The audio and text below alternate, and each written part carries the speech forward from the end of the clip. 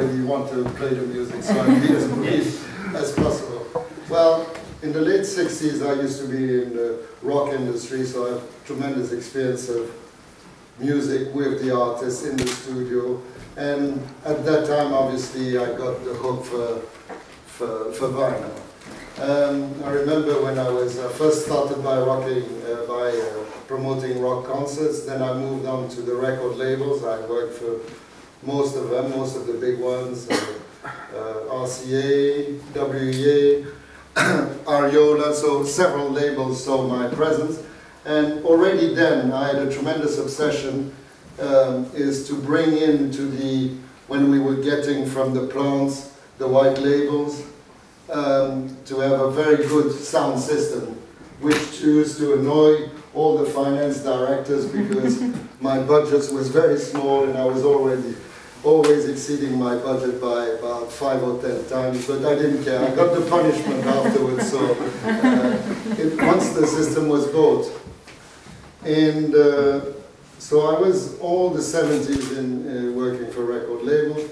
And in the 70s, I decided to go a little quiet because obviously rock and roll is a tough market and it's not one conducive to build up a family. So I decided to go into high fidelity. And high fidelity meant for me that I could carry on this passion of being with music, but trying to bring that same feeling into the homes. So here became the obsessiveness, and I knew I was dealing with something that had degrees of pleasure. So you could have, with some sound systems, a low degree of pleasure, and with the better system, a much higher degree of pleasure. Similar to the ones that euphoric chemicals could give you. So that's scientifically proved. You can excite glands more for the enjoyment of music in the home. So obviously, having been on the other side, it was quite difficult to bring that same quantum into the homes. But over the years, I traveled the world. I founded Absolute Sounds in '77, and I decided I wouldn't tie myself to special brands because you tend to, if you get too much into one brand, then you run the risk of not being able to get the end product. So the system we got here comprises of several brands, and those are all brands that we import and that we mix and match so to give you the best pleasure in the homes. Our budgets run from very low, very low. I would say that we can start recommending systems at about 6,000, 7,000 pounds, and then we go to crazy money. But the feeling gets higher and higher as the system gets better and better. So, it's a bit like a good drug, it gets better and better as you add more of it. Kill with it. So we obviously we pay a tremendous amount of attention. We think we're probably unique in the market with the level of attention we put in putting things together. Everything is carefully calibrated down to the supports we use to put the equipment, the cables we use to wire the equipment, the way we position things in the room. So I think our expertise helps people to maximize that pleasure into the homes. And for that we have dealers that can guide you through the maze, and we always participate in that in those recommendations. Today we have a system that comprises of components from all over the world. Starting from Czechoslovakia, we've got the turntable, that is the EAT turntable, which has, as you can see, has got a massive platter, and it's recognized in the audio world that a good solid platter helps eliminate some of the spurious resonances as you playing the vinyl. Because as you know, you're dealing with a very small signal when you're at the pickup level. So the cartridge is from Japan. It's a handmade cartridge. It's made out of lacquer. It's again very small production. We've been with this brand for many years. It's called Koetsu. The tone arm is by legendary Japanese tone arm manufacturer.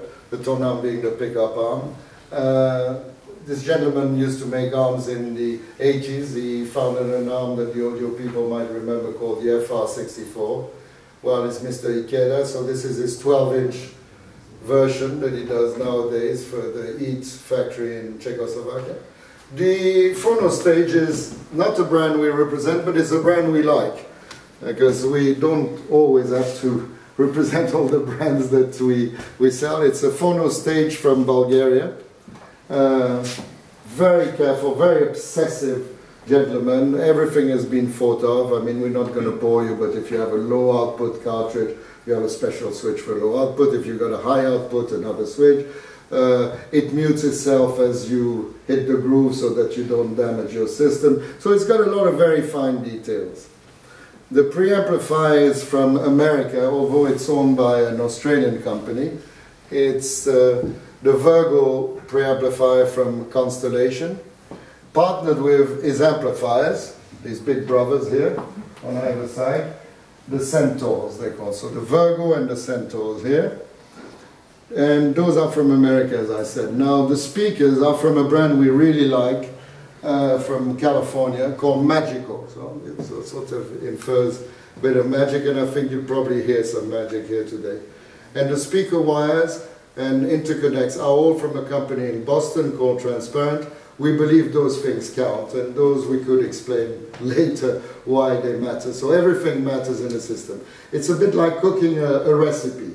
You know, you can't forget certain things, or you can make a bad recipe. And we tend to, at Absolute Sounds, we think, to cook very good recipes. So write to us, and don't feel embarrassed if you've got something that you want at a much lower level. I know we've got the reputation to be in the crazy money, but that's not true. We recommend very good system at entry levels. And I challenge even that the systems that we recommend at those levels will be better in 9 times out of 10 than any of the other ones that you might be reading about or going to the shops for.